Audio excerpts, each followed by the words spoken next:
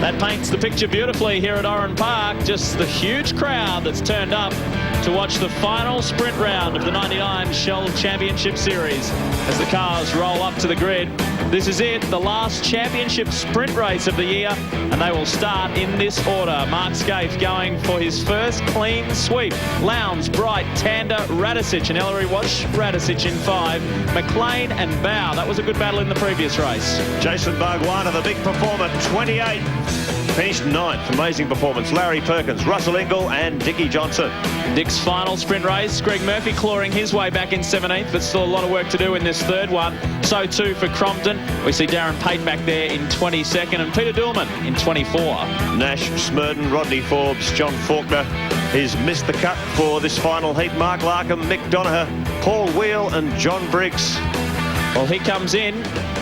He hasn't raced in the previous two, so John Briggs gets a start in this one. And we get ready. Well, a very important race points-wise.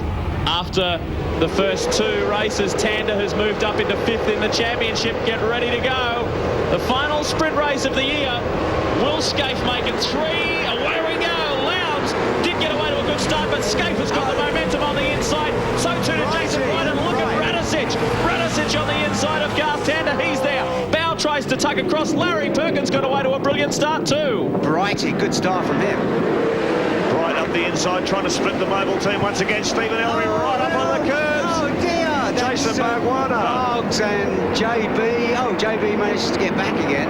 Bargwanna's gone for the race, that's it, unless he can turn it around out of there and get across, but he opens the door. He's had a rotten day, fought his way up from 28th to 9th. Start of this third heat, finds himself out in the shrubs. So it has not been a good day, but Garth Tander having a great day in the sister car. Ellery did come through quite forcefully on the inside as they swoop under the bridge on the opening lap of 17. Let's hope we get a clean run in this one. It is 1 and 2, the Mobile Holden Racing Team, as it's been all day. They have won here for the past 3 years in a row. Brock in 96, Murphy in 97, and Lowndes last year. It looks pretty much like it's going to be Skaife today. You can get the HRT cars in the first lap. They pull out that cushion. That's sort of almost a second, if you like, and look at that gap. Now that gap stays more or less the same for the race distance. Right, let's have a look here. Oh, that's Bargs coming on the left there, and JB was just lucky that it wasn't in the deep mire, and get a little look there, just have to see if everything was clear. Come back. So Barg's car wasn't turning at all. He had a ton of left lock on the car, but it was just going straight ahead. No, you're right, Baz. I was talking to Jason Bright after Heat 2, and he was just saying, I cannot believe how much speed they get out of those cars in those opening 2 laps. That's where we can't match them. That's dead right, and then it stays sort of status quo after that, and then towards the end of the race, maybe they back off or whatever, but I just can't understand how they can get so much temperature into the tyres and get it all to the ground and the drive and everything.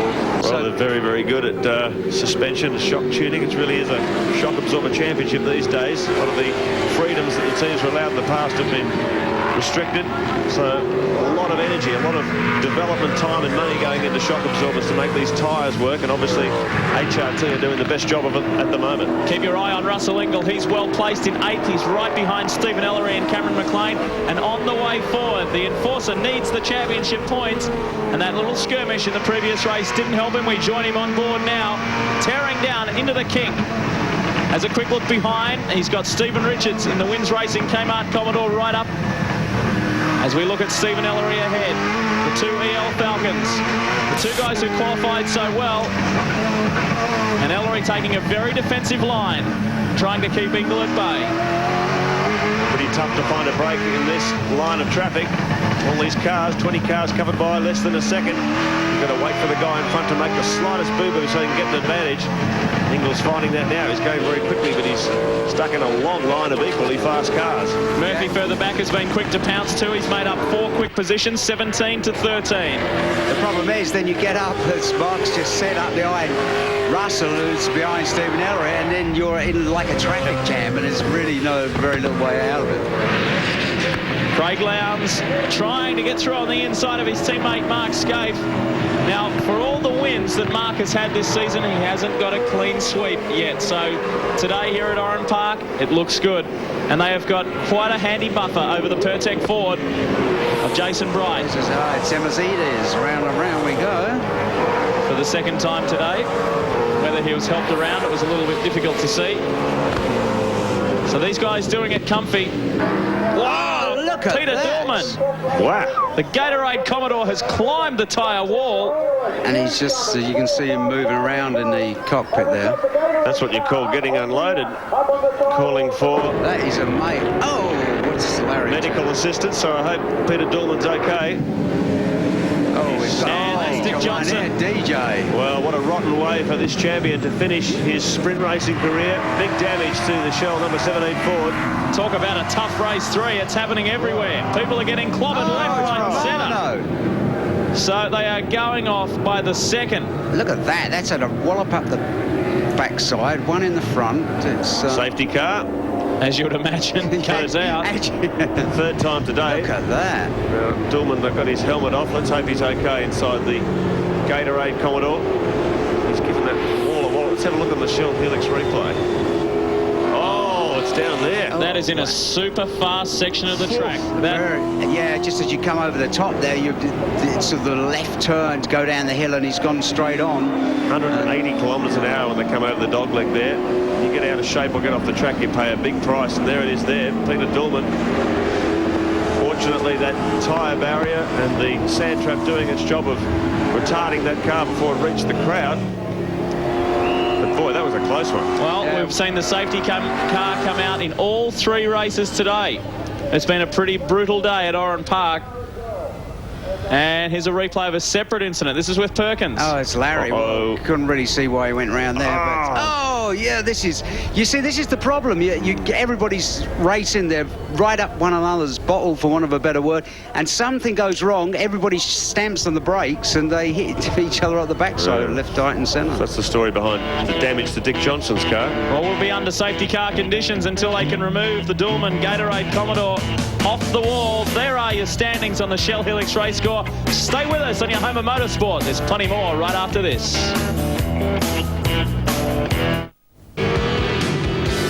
Welcome back to Oran Park. We are pleased to say that Peter Dillman in the Gatorade Commodore is okay, and he's been taken out of the car and the car removed from the safety wall. They're just about to come up to the area of the circuit where, unfortunately, Peter went off and crashed very heavily into that tyre barrier. But just repeating, he is okay, and we are about to go back under green. There will be 10 laps of racing in this third and final race. The safety car is off. We see green. Away we go. Yeah, I can't understand. Well, look at the gap that Jason. I think Jason should. I don't know whether he knew the safety car was coming back in them, but it seemed to be a long, long way back behind the HRT guys. Down under the bridge for the first time. Russell Ingall up behind Stephen Ellery in the Falcon. Look at Jason Bright. This is the closest he's ever been. Yet he was so far back in the straight. Another incredible run by Cam McLean in the Greenfield Mowers Ford. Let's hope he can remain up there. As Bright, we watch with much interest if he can apply some pressure to Craig Lowndes. We did see him pass Craig Lowndes in the previous race, only to see Lowndes get back on him at the restart. And Ellery will be under plenty of pressure. You can be guaranteed that from Russell Ingall and Stephen Richards. I don't know what sort of shape Ellery's tyres are in there, but you see the back end of it was starting to hang out really badly, and it's there can't be that much temperature in the tyres because they've been rammed behind the safety car. Well, that's the thing, yeah. These tyres without the bleed-off valves now, they take 2 or 3 laps to get up to optimum temperature and optimum pressure too. Pressure in these tyres is a critical factor to their performance. So first couple of laps out there is a little bit skaty, but the order remains the same. Mark Scaife in the team's brand new VT Commodore, ahead of Craig Lowndes, Jason Bright in third, Garth Tander in fourth, and Paul Radicic. Remarkable recovery today. He's up in 5th position. I'm looking so forward to seeing him in the Enduros, Radicic, because under racing conditions he goes so well. Qualified 14th, he's now running 5th. And, well, imagine what he could do with a good qualifier. He blew it at Simmons Plains. There's no disguising that fact. And then had a dreadful day from there on in, but he's going well. Yeah, certainly he's the master of coming from the back, hasn't he? No doubt about that. Well, certainly knows a lot of race fans around Australia that hope the rat sticks around. He's only signed a 12-month contract with Dick Johnson for this year, but a lot of people have their fingers crossed he's going to re-sign. And it would be a shame to see him go because he's put in so much hard work this year in terms of learning the car, learning the circuits, getting the most out of the car. If he didn't come back next year and capitalise on all that. It'd be such a waste. And quite honestly, Mark, I can't think of anybody that with that amount of experience, tenacity, and that good a quality driver. Who are you going to replace him with? Exactly that. And I mean, odds-on favourite to take over Dick Johnson's seat as his son Stephen. That's certainly not confirmed, but he's certainly one of the favourites. So that would make a pretty mean team next year in the Shell Helix outfit. Young Stephen Johnson and Paul Radicic. Longhurst has done well to recover from that. That looked a bit close, didn't it? Almost squeezed through there. Word from the pits, Crompton came in with fuel pump problems, so it's been a pretty hard day for Crompton in the Ford Tickford Racing AU. Pretty hard day for FTR generally. Yeah, well, Seaton, in terms of the championship, has slipped back to 6th, and Garth Tander is up to 5th. So the last 2 rounds haven't been very profitable for Glenn Seaton. Top 6 remain the same. Lownscape, Eagle, Bright. They just said the order for 5th and 6th has changed between Tander and Seaton, but very, very tight amongst that top 6. Some exciting news during the week for V8 fans and for the whole V8 family. Next June, the long weekend, we will see a Canberra street race. It will be called the National Capital 100, and it will be very similar to the sensational Adelaide 500 that we saw earlier this year. The response was brilliant. ACT Chief Minister Kate Carnell was very pleased to announce that Canberra had won the bid to stage a race, so we look forward to that the next year, 2000, on the June long weekend. Sure do. What if we'll see a NASCAR race around the White House in 2001? Yeah, I tell you what, you've got to hand it to Tony Cochran, though, haven't you, really? Because he's certainly made this series what it is. Tony Longhurst fighting back. He's had a wretched day. Found him in the sand trap on lap 1. And he spent the whole day fighting his way back. Now finds himself up in the top 10. He's in 10th position, up behind Stephen Richards. And Greg Murphy's recovered well too. 11th at the moment. So it's a good run by these guys. You'll see Adam Macro, who was last year's Formula Ford champ, step in with Tony Longhurst for the 2 Enduros. He's been driving the car, and Tony is very pleased with him. And we know that Tony's very good in the endurance races as Seaton charges hard. Bow back there after that incident in the first corner with Ellery and Bargwanna. So Bow's currently running 13th. Great job by Trevor Ashby in the PPG Microplex car, taking over from Steve Reed this weekend. He's running 14th, and Craig Harris 15th. 240 kilometres an hour, hard under brakes. Very difficult part of the circuit. They run right up on that ripple strip, smashing back through the gears. I'm just interested to see that there was little or no difference in the speed between Seaton and Greg Murphy's car there. Well, that's the trouble with the sprint format now, because 20 cars covered by less than a second in 20 minutes. It's very, very difficult to make progress. Everyone's running at the same speed. On board with Glenn Seaton, the triplemetry you can read yourself. Speaking of FTR, Jeff Brabham and Neil Bates will drive the 2nd AU XR8 in this team. They've recently tested the car and all looks good for the Queensland 500. Jeff's brother David will team up with Wayne Gardner and the Coca-Cola Commodore for the Enduros as well. Well, you've got to hand it to Glenn Seaton. Things haven't been going his way this year. But look at him sitting up there in the top 6. It's extraordinary. It's probably his least successful season in terms of overall wins and visits to the podium, but he still finds himself up there well in contention for the championship. Yeah, really, I have to say, Mark, I was looking at the list. It really is quite surprising, isn't it? When you consider, like today as an example, he was absolute dogged determination. 1997 Australian champion, and he's just showing what a champion he is, the way he just hangs in there by his fingernails at times, but he always gets some points. Do you know what is the fantastic thing about Seaton? People don't really appreciate the completeness of it. Yes, he's a great driver, but you see him, he sits down with a computer, he's in there with his suspension guys, they've got the shocks apart, he's looking at the graphs, and, you know, he absolutely is the sort of complete driver. Larry Perkins, Rodney Forbes, Mark Larkham and Darren Pape. Look at Larkham on Perkins. Oh, dear. That's going sideways as Larry. Beautiful slide. Save of the day, Larry. Puts his hand up and says, Larko, what's going on? I think we should stick him in a 700 horsepower sprint car and put him on the clay oval. What a beautiful slide. That was brilliant, wasn't it? What a save, Larry. Yeah, that was great. Bit of driving out the marbles, Darren Pate. Mick Donohue's there as well. Mick McDonough having a great run. So they move up the order, 4 laps remaining. Sydney Privateer, Escape, just 0.3 of a second in it. Lowndes shadowing him all day. Jason Bright 1.1 seconds behind. It's been the same story in that leading trio all day long. We will stay with this until the end. Larry Perkins, what a recovery. That was really amazing. Now he is currently running a little further back, obviously, than where he'd like to be. We saw him have that spin. He's in 18th. Larkham is 19th. Darren Pate rounding out the top 20, and he's got his hands full with that challenge from the Ultra-Tune Commodore of McDonough. But in the top 10, and they've been there all day from the beginning. Watch this. He kind of crossed it up a bit on the brake, and it looked like he locked up a bit on the back. And then that was the start of it. And then now you see when him and Larkham come together. Oh well, no we don't. Never mind. Oh look at this, Lounsey. Yeah, you can't help thinking there's some team orders going on here. Well, if you look at it, Mark, you know, you can imagine Jeff Gregg said, look, listen guys. Oh, this is another replay here. Look at that. Now look at, look, Larry, that was great. That was hot stuff. Take the wings off him, I say.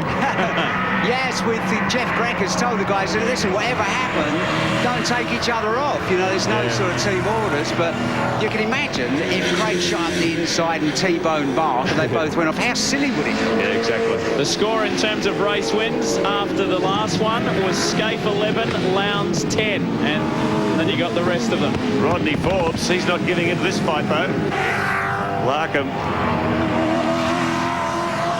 He had a diff problem in race 1, that's why we saw him pull off the circuit. And Rodney Forbes has lost that 17th position to Larry Perkins. Oh, look at this. Look, that is... how good is that? How long did it go on for?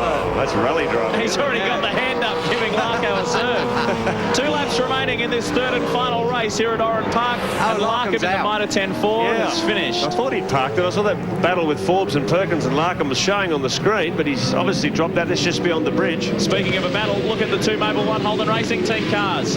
Running 1 and 2, Lowndes has closed that gap right up. They are right behind one another. Lowndes is there hanging in with Scaife. Every lap into that, the back end of Mark's thing locks up. Still running in the 1 minute 8 second bracket. Look at Scaife. Sorry, mate. You see through the windscreen at Scaife, you've really frightened. They are pushing so hard. They've been doing it all day, running in that time bracket. So they're not mucking around, just showing their technical superiority here. They're so dominant at Oran Park over the years. They're continuing in 1999. No one can touch them around this place. The time is running out. 1 solitary lap remaining for Mark Scaife, and he will pick up his first clean sweep in the 3-race format, and he will win his 6th round of the year.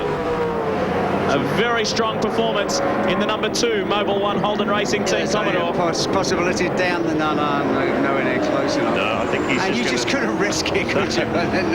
But plus you've got to keep in mind too, Barry, they've got the Queensland 500 coming up in only 2 weeks' time. So to leave here with a couple of crumpled cars, they'd be really slapping themselves on the wrist. One thing that we haven't made too much of a mention on, which I guess we should, is Scaife is in a brand new VT Commodore. Lowndes is running Scaife's old car. But that's why I say but they bring out a new car, HRT, and every new car they bring out is at least as good as the other one, if not better. Well, putting it on pole in a new qualifying record, that's pretty handy, isn't it? And he's going to take it to a clean sweep, so he will repeat what Jason Bargwanna did at Winton. Bright is closing the gap, and so too is Tanders hanging in there. But you see, you know, they pull out that gap at the beginning, and then Bright is pushing on hard. You know, the gap isn't much more now than it was after 2 laps. Well, Russell Scaife, Mark's father, is here watching, and he will be very proud of his son as Scaife cleans them up in a clean sweep at Oran Park. 3 from 3 for Mark Scaife. Craig Lowndes will come in for 3 second places, and a very solid day. There's the team, the Mobil 1 boys. Their work has paid off, their hard work. Now this makes a very interesting situation, Barry, in terms of the championship. It is only 22 points, the difference between Scaife, there goes Darren Pate. Oh, Darren Pate, whoa. That was... Darren Pate skidding across across the grass on the inside of Recaro corner. That's the final corner onto the main straight, and narrowly avoiding a huge accident with Mick Donoghue. He did actually touch him. Well, we've got a Shell Helix replay of that. We should have a look as Mick Donoghue limps across the line, smoke belching from the car. So too does Payton. Oh, look at that. And that could have been a whole lot worse. Major. Absolute major. Look at this, right. Oh, that... What, I don't know. It looked like a touch from the rear, and then... Oh.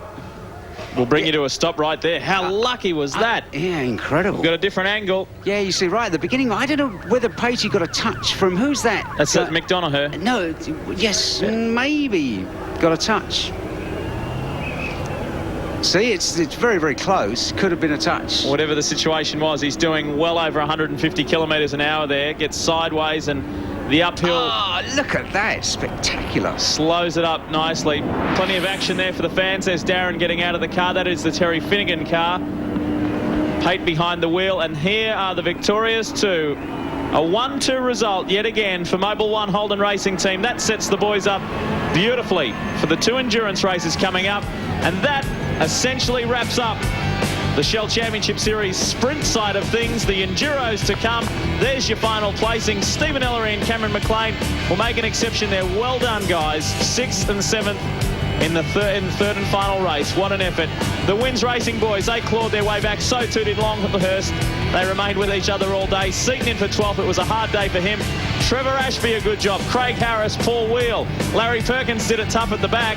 Dougal McDougall in the Perkins Engineering car, 18th. Chris Merton and Rod Nash rounding out the top 20. As usual, we'll be back right after this to wrap things up here at Oran Park.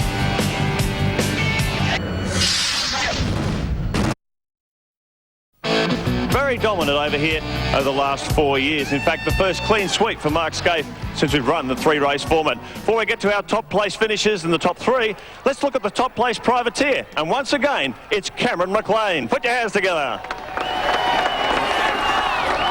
What do they say? There's nothing like an old Ford is a good Ford. Yeah, it was a day for old Fords. Myself and Steve Ellery, the cars were really hooked up. It must suit this place or something, but the Greenfield Motors guys did a great job setting the car up, and it showed it today. Congratulations, Cameron McLean, a dominant force for Ford in 1999 in the Privateers division. Well, it has been a tough day for the Falcons, particularly the later model AU XR8s, but the man flying the flag, as he has done all year, is Jason Bright. Gee, that was a tough day at the office, wasn't it? Yeah, it certainly was. You know, HRT have obviously got their act together around here. They've won here the last couple of years. You know, we just got to sort our car out and go to these endurance races and hopefully crack it for a win there. You know, Pertec Ford, you know, she's working well, but not quite well enough, unfortunately. Congratulations, Jason Bright, the Queenslander. Look for him in action in the Queensland 500 in 2 weeks' time. Well, we said there was the Holden Racing Team steamroller. It really was. And the shadow to Mark Scaife all day was Craig Lowndes. Used to be an old song called Me and My Shadow. I think you're the shadow. You just sat there all day. Well, no, obviously the cars are very even, and no, there's not much I could do about it. Mark got some great starts, and really to tribute to the guys and all the team and Mobil, Holden and Bridgestone. Thank you very much. And I've got to thank, I've got to say a happy Father's Day to my dad. I haven't actually spoken to him, so happy Father's Day, Dad. Congratulations, Frank, a very proud father. Craig Lowndes, second day. As I call on Ross Brody, the motorsport manager for Shell, to make the presentation to our overall winner. It's his first clean sweep. Put your hands together for Mark Scaife.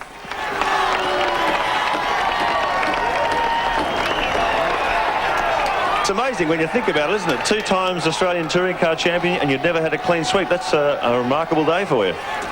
Well, my mate's been making a habit this year of me winning the first couple of races, then getting beaten in the last one. So I'm glad that he was nice to me today about it. And that race out there, it looked like you were cruising around, but I guess it was quite a technical race in terms of saving your tyres all day. Well, look, I can assure you we weren't cruising. You know, Craig and I were basically in that race, or in all 3 races today, doing 8s, which is almost at the lap record pace for the whole race. So, you know, the guys have done a great job. Brand new car, made the rear tyres live.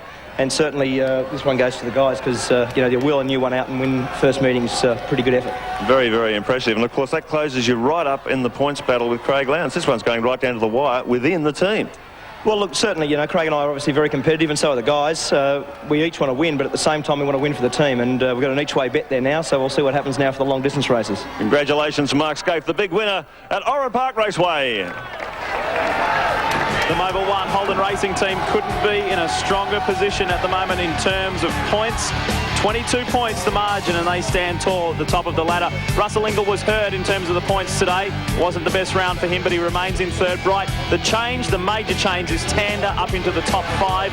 Bowes still remains there behind Seaton.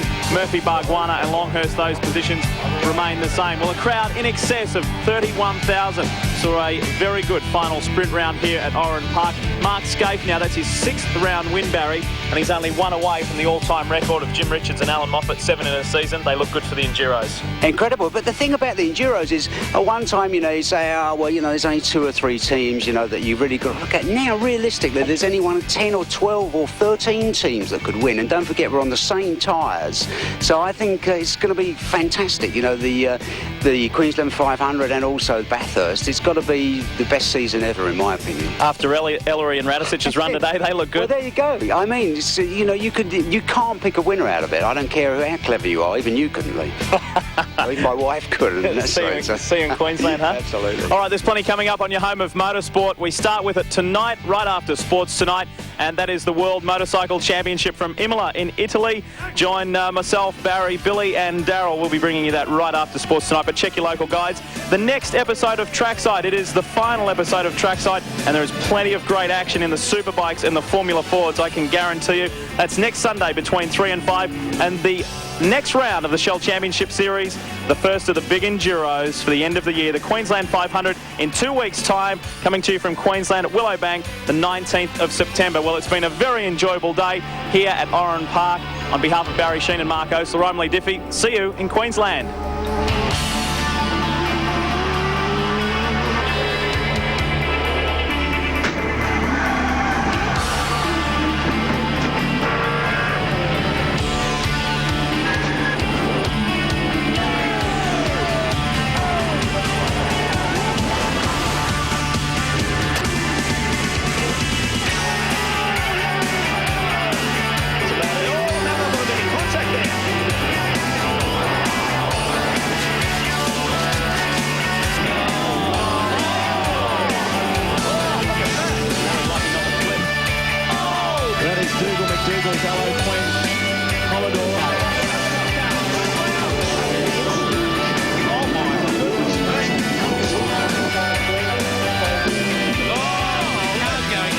Something on the road there. That's about the safety car out. Oh, he's not a happy chappy.